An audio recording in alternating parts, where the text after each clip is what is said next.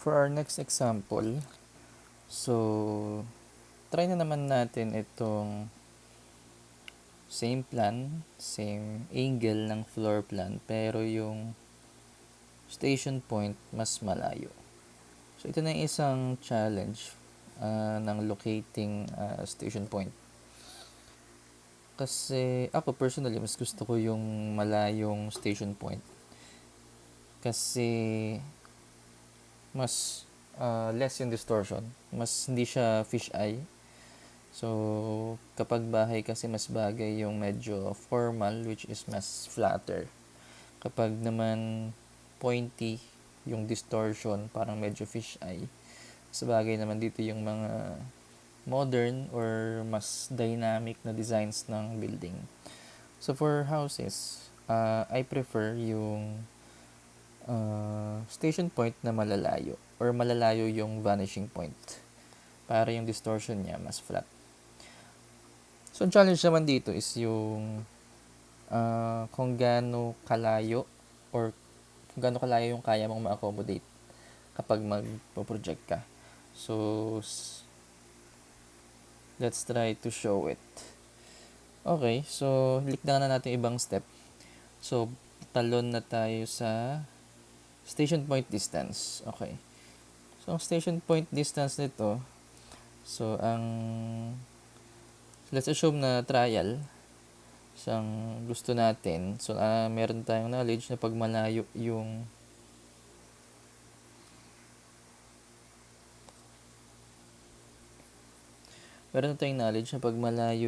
station point, mas flatter yung distortion. So, let's say, aware tayo doon at yun ang pinili natin. Okay. So, station point, pinili natin yung station point, this one, station point at a certain distance. Ayan. Okay. Sukatin natin ang distance ito. Kung ito ay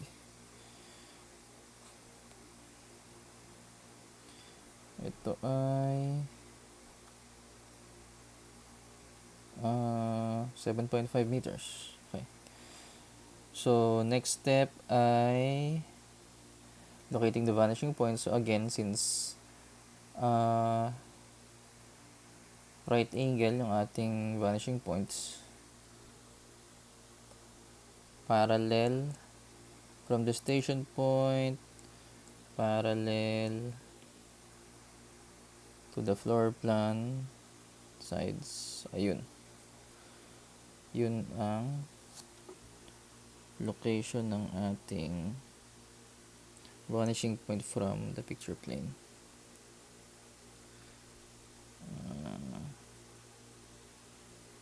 Here, ayun. So, ibahin natin yung kulay. Blue. So, ito siya. Ayusin muna natin. And then, yung isa, so 90 degree.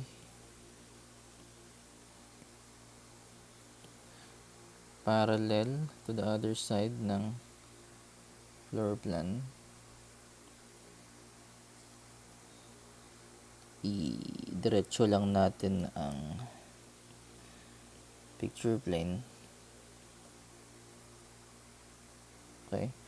So, ito na yung another vanishing point natin. And then, retain natin yung height ng horizon line. So, i-extend lang natin to. This one. Extend lang natin to hanggang dito. And then, from there, so gawin lang natin ibang color para hindi siya mag-halo. So, project natin downwards yung parallel. Okay, and then, ito na yung ating vanishing point for the next example.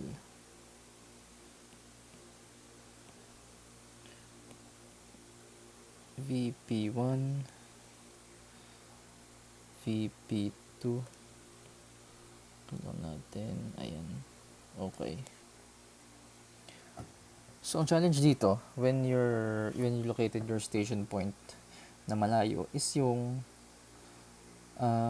kung gaano mo kalayong maaabot yung vanishing point. As you can see, kung ang papel mo ay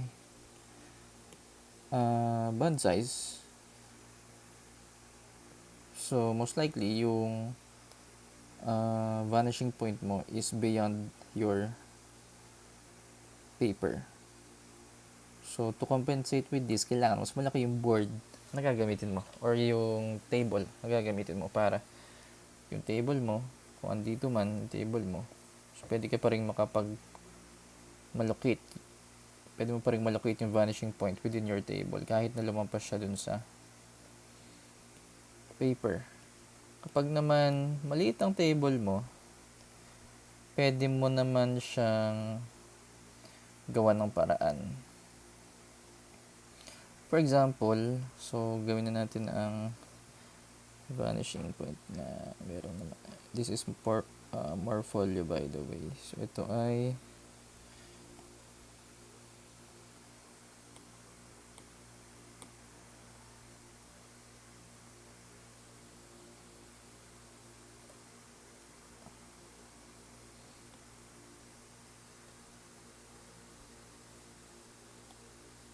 yan, set vanishing point.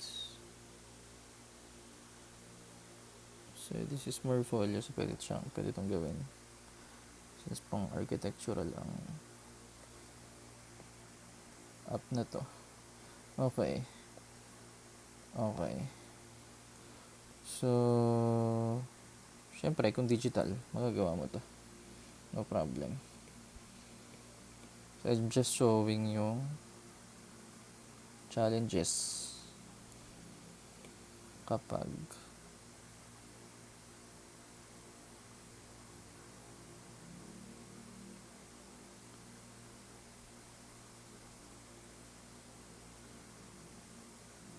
niya kapag ang ginamit natin na station point ay malayo. Ba't ganun? Hindi siya yan.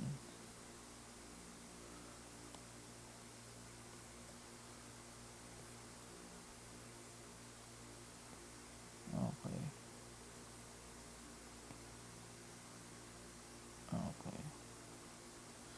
So, kung let's say limited lang ang laki ng iyong papel,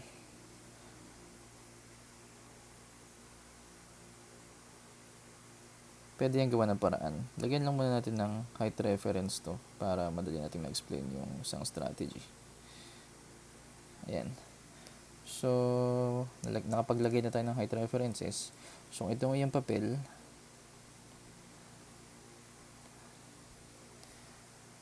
Pwede mong gawin project mo na agad yung extents ng iyong perspective. So, yung highest point ng wall ay dito.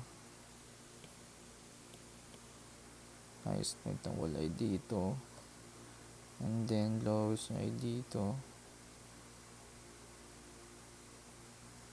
And then, siguro kada 0.5 ilagay natin.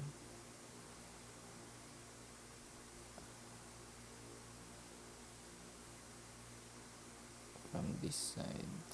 Project natin siya both sides.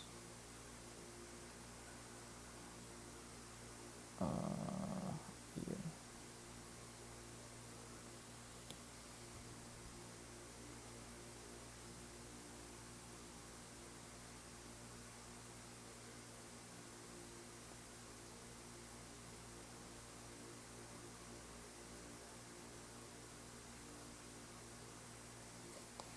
Ayan. So, ang tinatry natin gawin is magkaroon ng kahit na malayo or kahit na maliit lang yung ating table, kaya pa rin nating makuha yung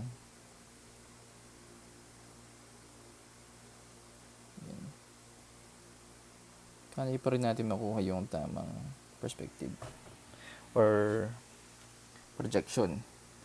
Yan. So, you can see, ginawa natin,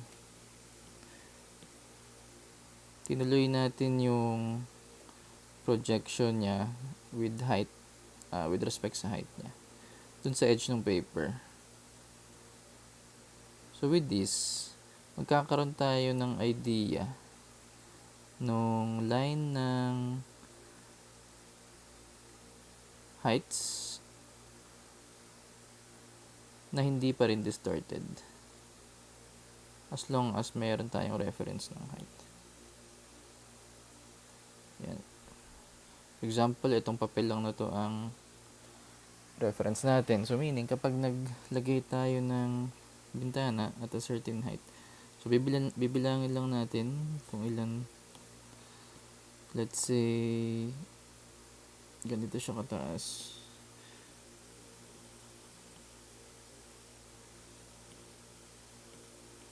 So, para hindi, kahit malayo yung vanishing point, para hindi maging distorted, kailangan mo lang tuntunin yung reference na ginawa mo. Reference projection line. So, vanishing point. Yan. Siguro hanggang dito yung bintana mo. Ayan. So, kahit hindi mo siya itutok sa vanishing point, makukuha mo siya kasi naglagay ka na ng sort of guidelines na hindi distorted. Guidelines na following yung vanishing point. Same sa kabilang side. So, kailangan mo lang maggawa ng, kung talagang limited ka sa space, sundin mo lang or maglagay ka lang ng reference height dito sa gilid. Provided na merong, alam mo yung heights niya. Ito, dito. So, ito, ginawa natin 0.5 by 0.5. Yung heights. Oops.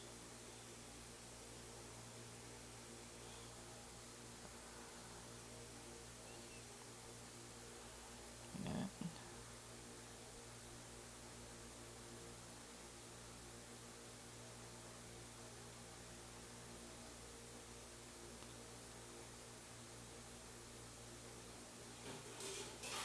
So, you can imagine, pwede nyo gamitin ang pencil sa mga guidelines. And then, pag okay na kayo, saka nyo i-ink. Okay. Ayan.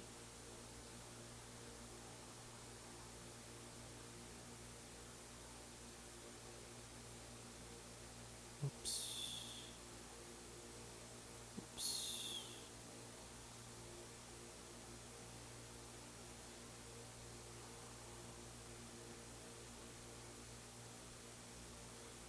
Oops. Ayan. So, you get the point. Ayan. So, kapag ang gusto nyo na type ng perspective ay medyo flatter, para hindi siya distorted, ang mangyayari niya malayo ang magiging vanishing point. Kasi malayo yung observer.